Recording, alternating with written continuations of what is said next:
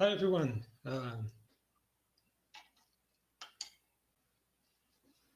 How do you do right there in Bergen? Uh,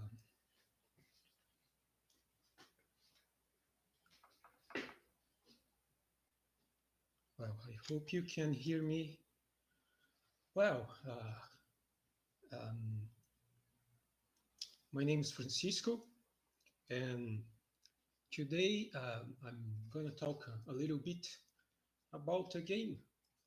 Um, but that's just an excuse to start a conversation with you, uh, more than just a talk where I just talk all the time and you listen. So you can interrupt me wherever when you like. When you if you have questions, you don't need to wait till the end of the presentation to make them. Uh, yeah, um, that's it. Um, all right, so I would like to talk a little bit about this old game. Um, the my initial formation, what I attended in college was architecture and urbanism. Um, but that was kind of a desire from my parents. My plan was to be an architect and urbanist by night, by day, I mean. And by night, I would be a comic book artist, such Will Eisner, for example. Uh, so that was the plan. And I didn't succeed on this too much. Uh, I have a lot of friends that also have this disease of being architects and urbanists, and one having the desire to make a comic book. So my the way I think about this question, like 30 years ago, would go like, all right, I will, I will study architecture, so uh, there I will learn about perspective and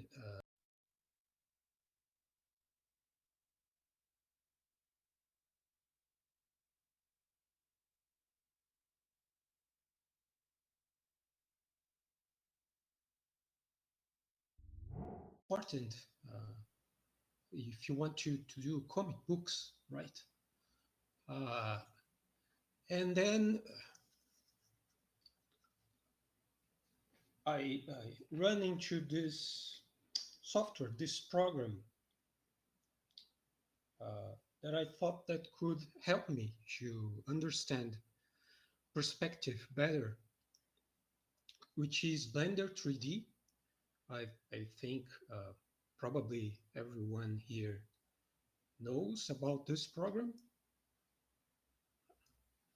Uh, and so um, I discovered that Blender also had a game engine. And I got pretty excited about this because it was an incredible way to, um, predict what was going to happen with my projects in architecture. And then I started to draw some charters also, and I saw that I could make charters to my comic books and things like that. And for that, I learned how to rig those charters. So um, in the end, I thought, why not do a game?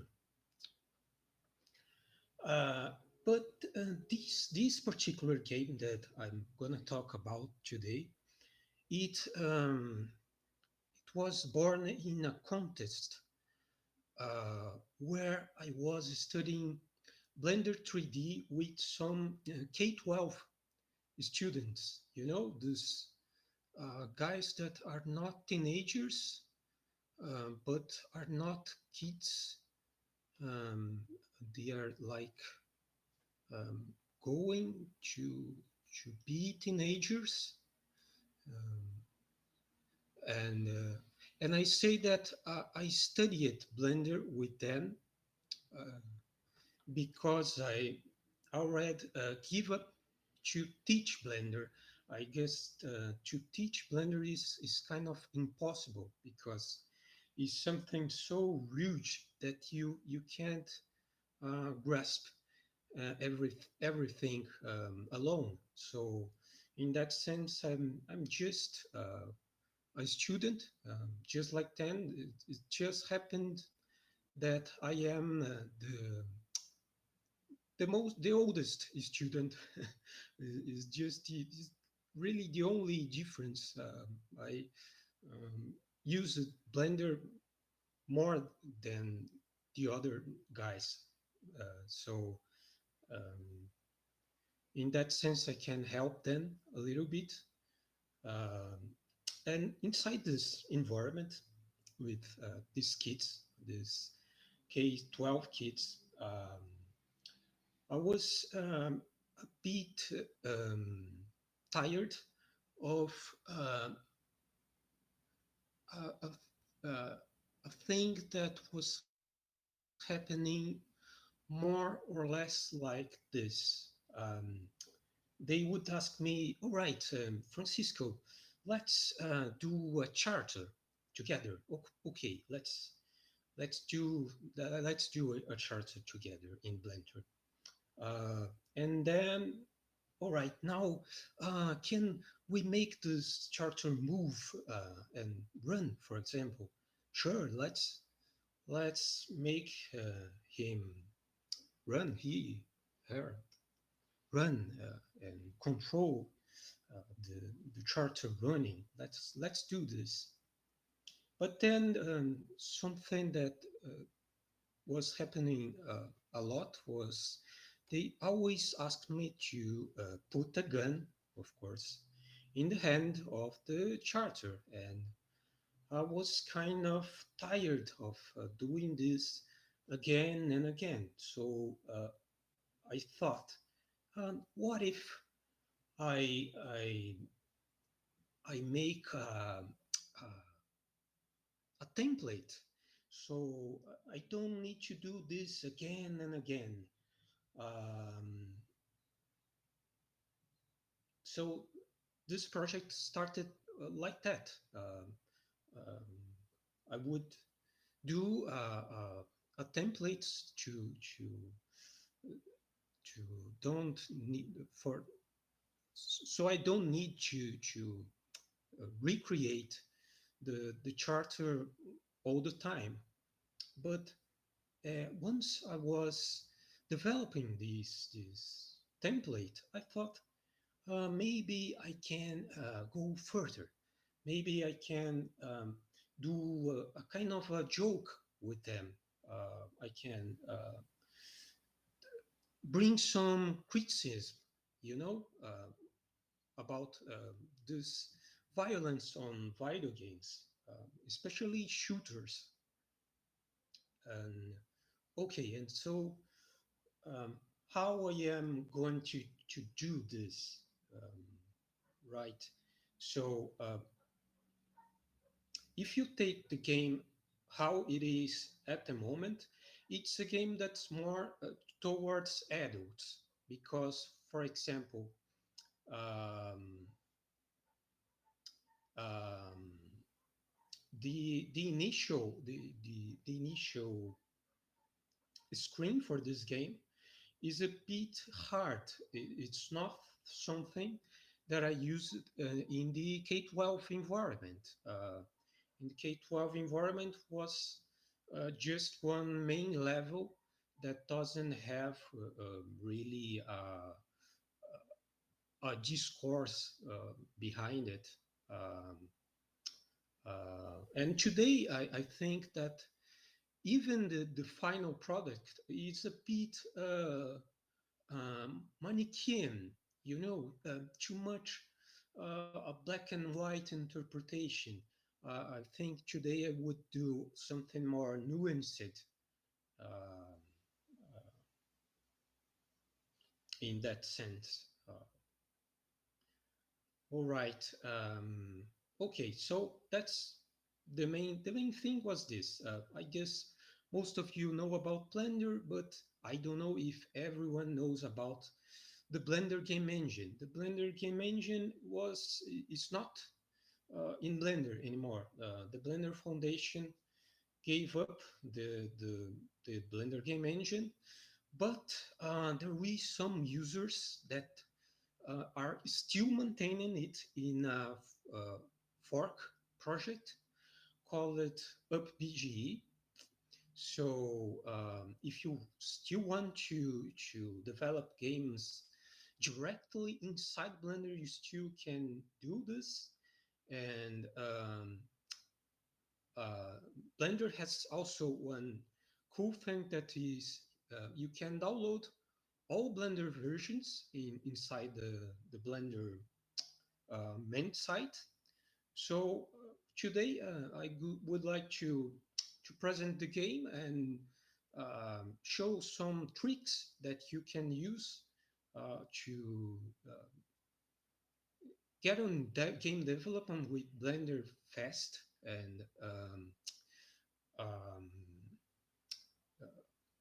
take and steal some modular assets from this game and maybe use them on your game. Maybe this could be useful in that sense. All right, so let me show you a bit. Let me show you some things for you here. I will share my screen with you right now. So the game has more or less this language. It's uber pixelated, but it's 3D. This is actually running in Blender.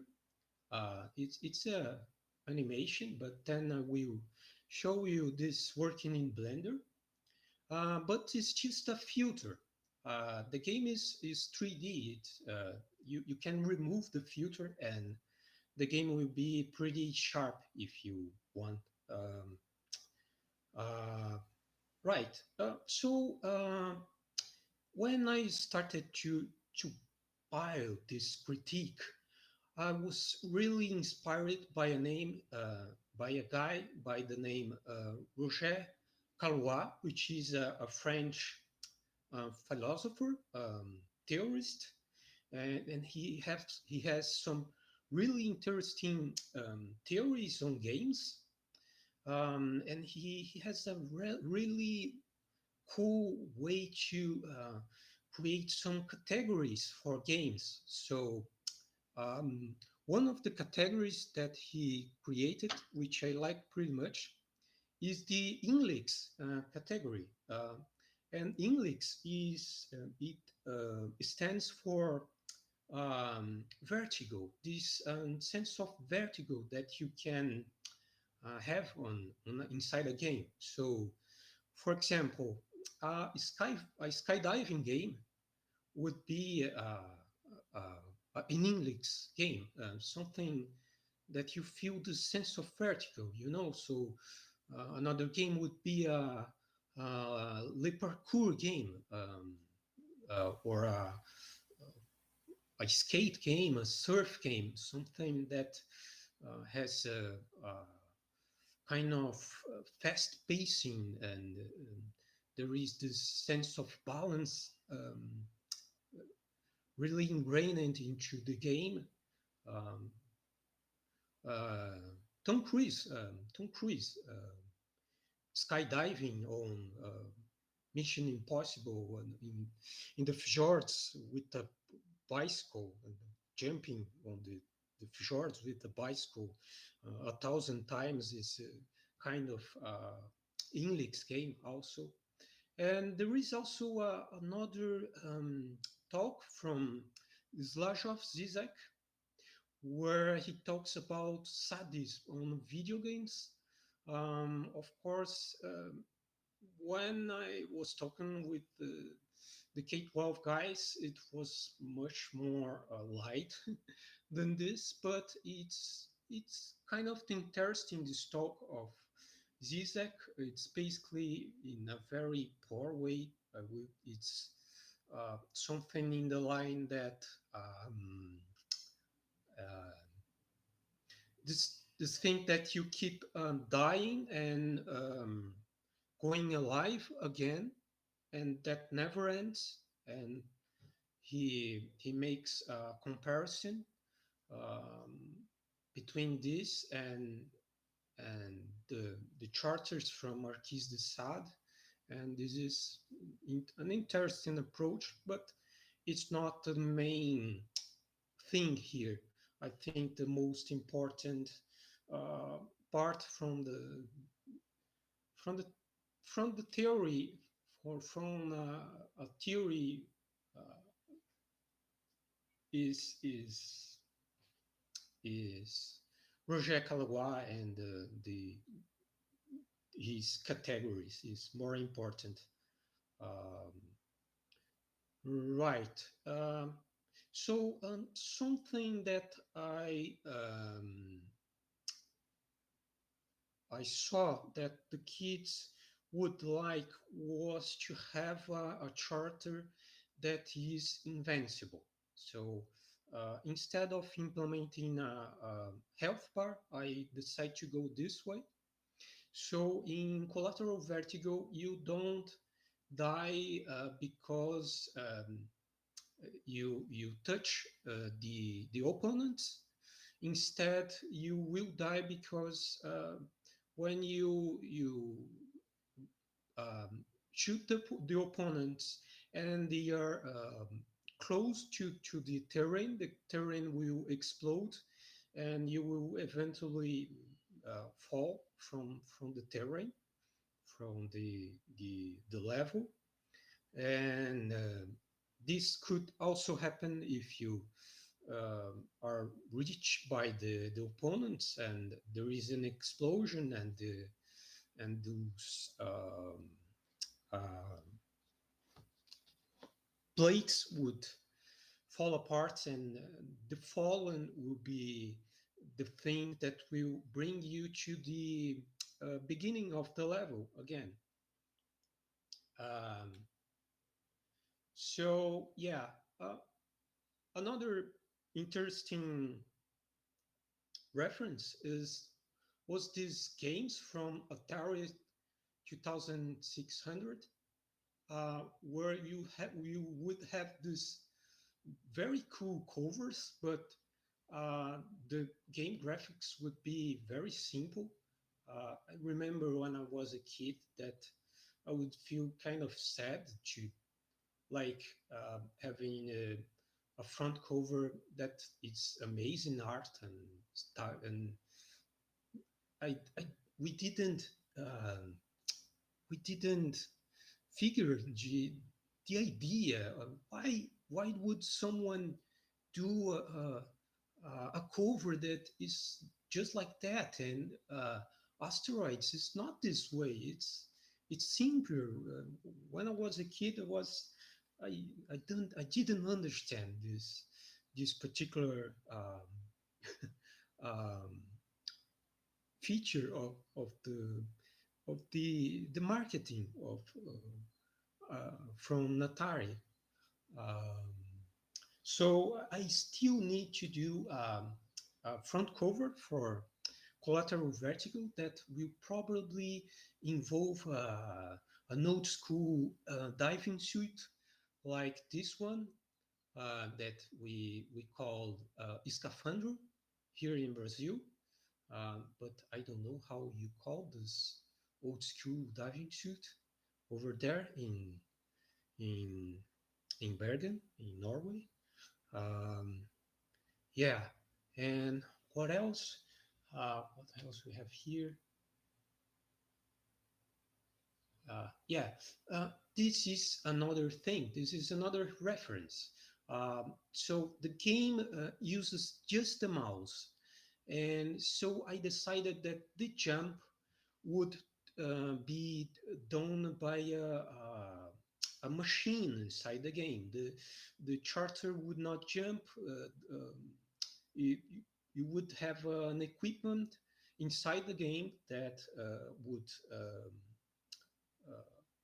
make the character jump. Uh,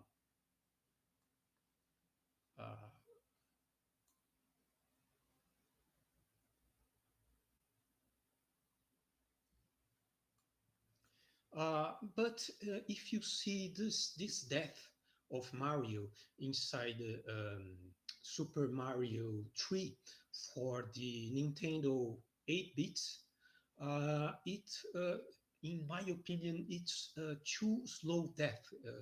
You, if you play this game again and again, this death is a bit slow. You kind of get uh, bored about this death. It's really funny the first 10 times, but then when you're playing the game for days and weeks, it start to be a bit, you start to get tired of it. So I decided to make it very fast, the death inside um, Collateral Vertigo. When you're falling and you reach a certain depth, you would start in the beginning of the level. All right, so guys, this is the QR code where you can download uh, all the game. You have also the source files. This will give you a zip file that you can unzip and open the source files, which are .blends file, and this is the files for Blender 3D. But this particular games was made in an older version of Blender, so that you can um, take from the Blender site here.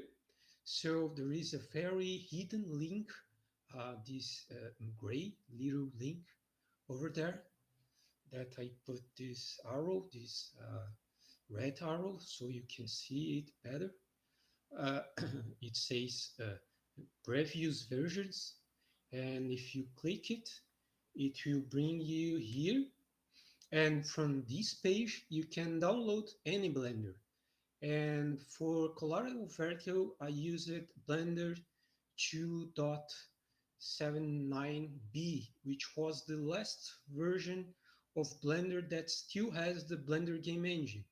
And because uh,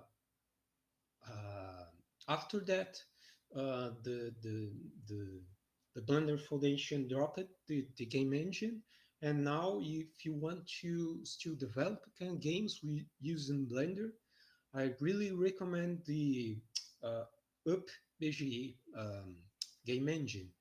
The guys are really organized on Discord. We have 2,000 people inside our Discord um, uh, server, and it's a bunch of really cool people. So um, feel invited to reach this channel too if you want to develop games using Blender. All right, what else we have here? Let me see. Okay, now I will give you some tricks to steal a lot of a lot of assets that I develop for this game. So if you don't use it Blender to make games, I think this will be very useful. So okay, let's share the screen again. Window and Blender, share screen. Okay, so this is Blender 2.79b. Let me see if you are seeing this in Twitch.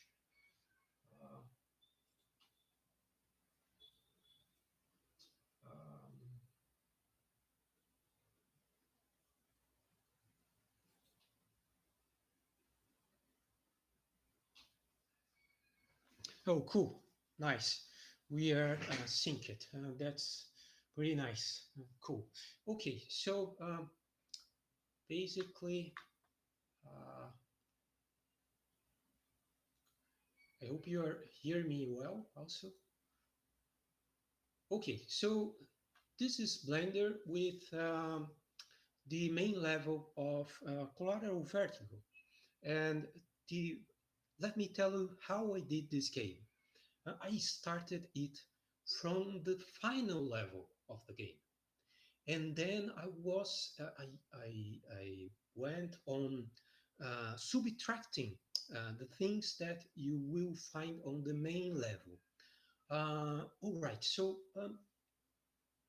one thing that you will probably not experience too well will be the sound of this game. So I will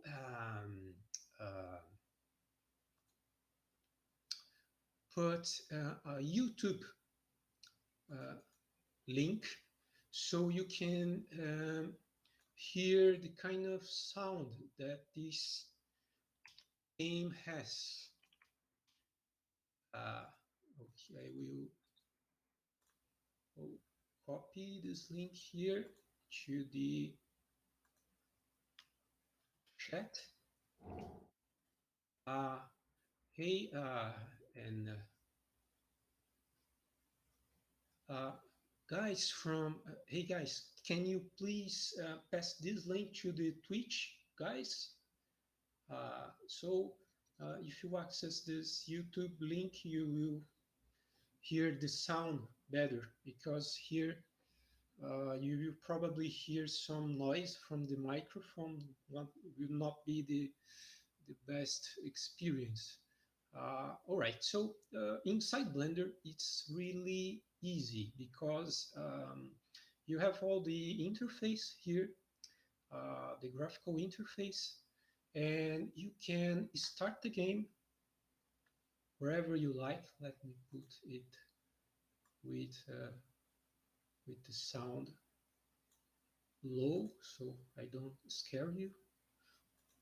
So if I put the mouse inside the 3D area and press the P key, I can test the game already.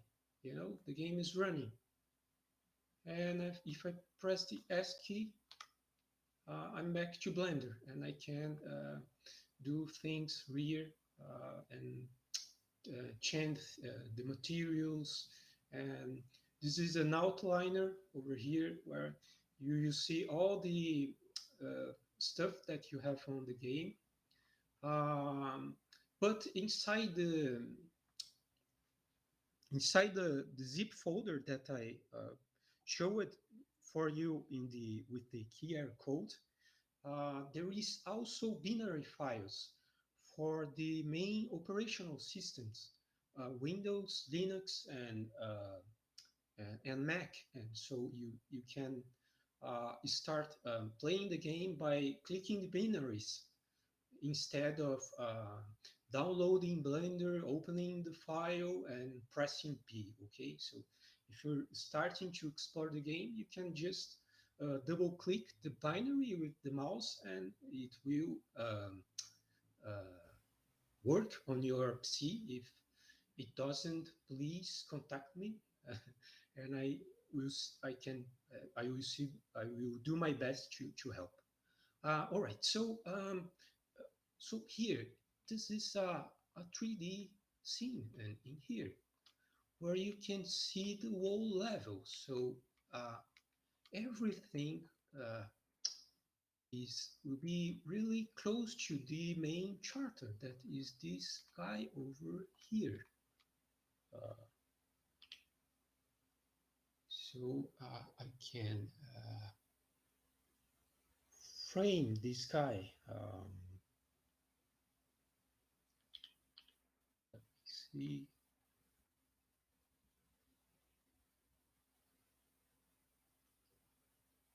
Okay, so in view, for example, I can frame selected here. Frame selected.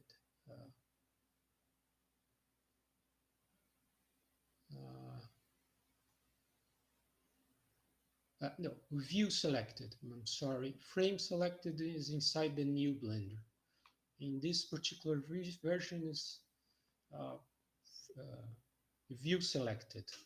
This is the charter, and the charter has a collision box around it, and this is the logic for this box. It is made on it's visual, but you can put some Python scripts over here. Those bricks, which we call logic bricks, they are written in C and C++. Um, and Blender is open source, so and libre and free software, so you can see how it's done. Okay, so for example, this Python script over here is to capture the charter if he falls into the abyss, and bring it back to the beginning of the level. Okay, and if you press 0, you enter the camera again, and you can start the game again, and you just use the mouse. So a 3-button mouse is a good idea, because you can fire with one of the buttons and walk with another one. And you can also pause the game using the middle mouse button. So the middle mouse button was kind of waste. Is not that important. I was thinking if someone uses the magic mouse and inside the Mac and would like to play this game, so a 2 mouse button would work well too. So yeah, all right. So for example, this is the opponent. You see it reach the charter, and so he died. When the enemy touched the charter, it make the ground, the plate on the ground break, and that would make the level restart, right? Okay, so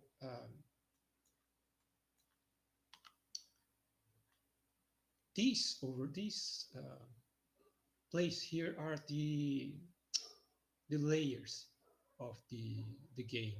So the layers for the charter are on the left side, and the layers for the opponents are on the right side. So if I press this layer, what will happen is that I will deactivate the opponent. But it will start to make a lot of noises, and the noise of the explosions, because it's adding the explosion effect also. So to deactivate this, I can go here. That is the section of the enemies, right?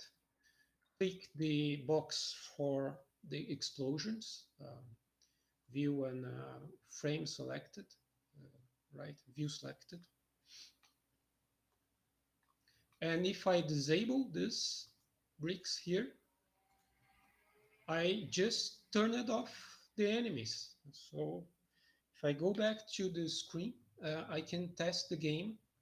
I can explore the game without the stress of the enemies follow me, right? I can see the mechanics of the teleports, for instance.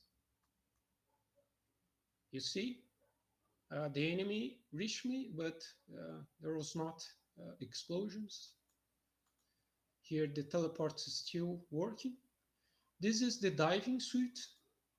If I reach a diving suit, I can have another gun, and it will shoot in the direction of the yellow arrow, and so you can have two bullets in two different directions. So if I take I took the diving suit, which is a kind of a power up, you know. So the yellow arrow will shoot in one direction, and the blue will shoot in another direction. So you can have how many diving suits you want in the game.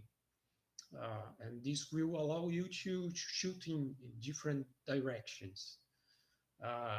Okay, so we can still explore the game. So this is the jump.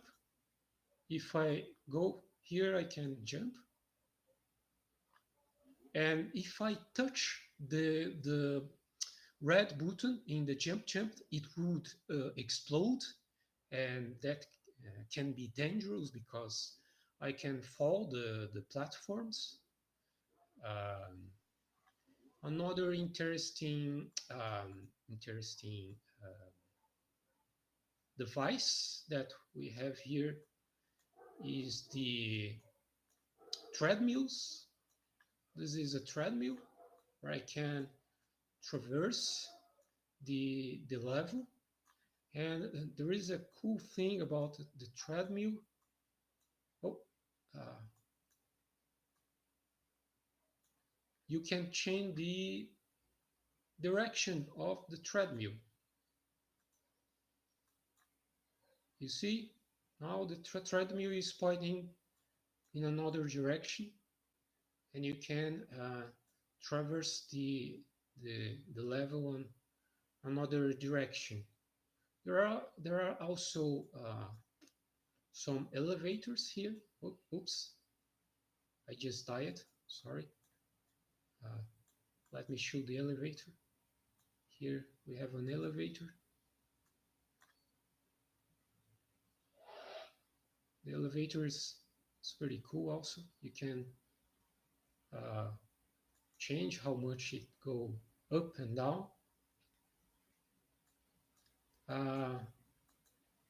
And that is pretty much it.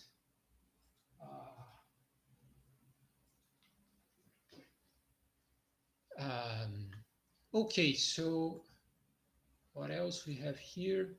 If I fall here, it will start again. Here we have another teleport. And this is pretty cool because you can see the game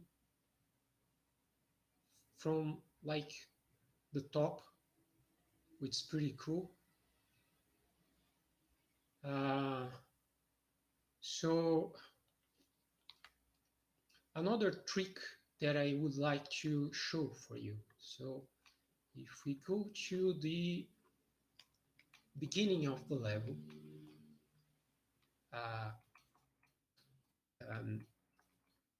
Blender have these elements that we call empties.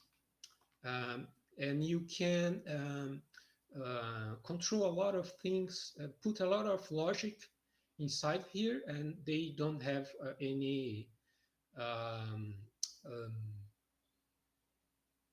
they don't have any mass inside the game, you know. They don't wait, they just store logic. In this case, it's storing the filter, for example. So if I want to disable the filter, I can just click this checkbox. And if I begin the game again, it will be super sharp. Can you see the difference? The game is now sharp because the 2D filter that make it pixelized, it's now turned off. You can also control the music here. So yeah, so I have a sound here, soundtrack. You see, there is a background scene where the soundtrack is stored. So if I start the game and press M for music, it will play a heavy metal song from Quake 2. Quake 2 had a very nice soundtrack, and was open. John Carmack make it that you can use on another projects. It was pretty cool. It's a still cool sound. And another thing that you can do here is you can really expand the level easily. You can go here and select one of the plates and view selected. And Blender has an interesting thing. It lets you extrude edges. So if I take this plate and put it on edit mode, I can pick an edge here and start extruding it along the axis that I want. So for example, here I am constrained to the x-axis, or I can go to the z-axis also, and then x-axis again, g and x, and I can expand here with s, but I need to change this to active element, right? So it's really easy to expand the level, you see. So part of the language of the game was because of this, to be so people can really create a new section for the game really easily. But there is an issue that you need to be aware while doing this. And for that, I need to turn the enemies on again. I will turn this guy on again. I will hit this game. Oh, I'm sorry. The time is over. Okay. Oh, this was how it's done. No, it's really, this is the final section. It's just to demonstrate how to execute this script over here. And then I'm done. It's in the end. Thank you so much for your patience. Okay, so this is basically this, guys. If I go back to the camera and start the game, you can already test this place over here. But if the enemies reach me right here, this section will collapse as a whole. You see, you saw this? Let me, if I am here, for example, this new section that I did will collapse as a whole. So the script that was done by a friend, Jorek van Havre, is so you can pick this new section here and transform it in many plates. I will just right click here, run script, and voila, I have many plates over here right now that I can put different materials really fast to make it more interesting.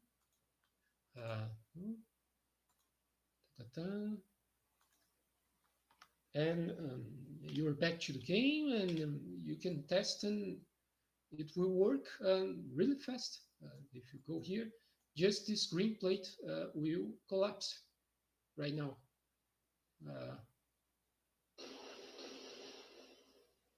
Right, that's basically it. I think another cool issue would be you can deactivate the camera to see the level from the top, so you can see the whole level. So this circle, this red circle is where the enemies are spawning. They're being spawning in random places, but the enemies doesn't die. They die really fast. And the cool stuff is that when the plates go down, they are removed from the game. So when you go forward the level, it starts to be more light instead of heavy. And that's it, guys. Thank you so much.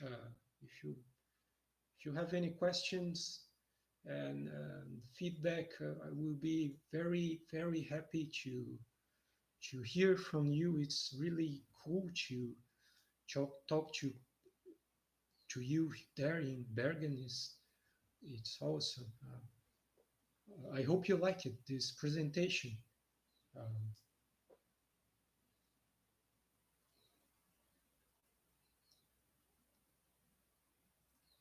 Hey, nice. Thank you, Gis. I don't know if I can say your name. Is Gisle. I don't know how to pronounce. Maybe Friesland is closer to what I can say, can speak. I don't know how to pronounce your name. And that's it. It was possible to play the game there in Norway. Did you download the game and try to play it, or there wasn't time for it?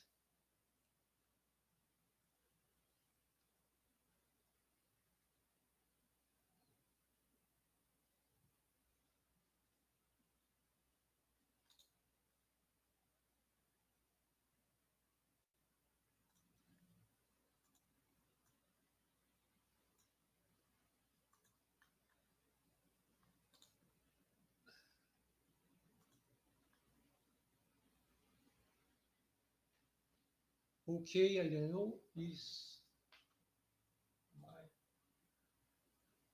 uh, hi.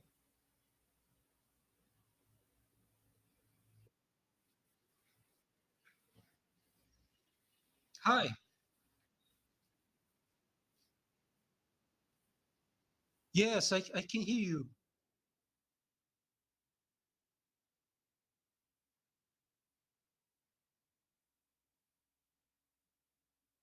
Ah, your name is Gize. Is this?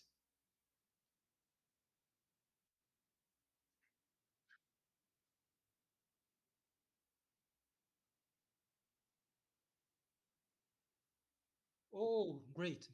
Gisle. Oh, nice. Thank you.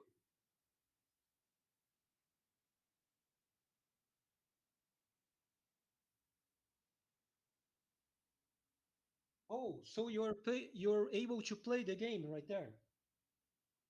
Oh, oh, that's great. Awesome. I'll enjoy. If you have any questions, you can write me. You can reach me by mail.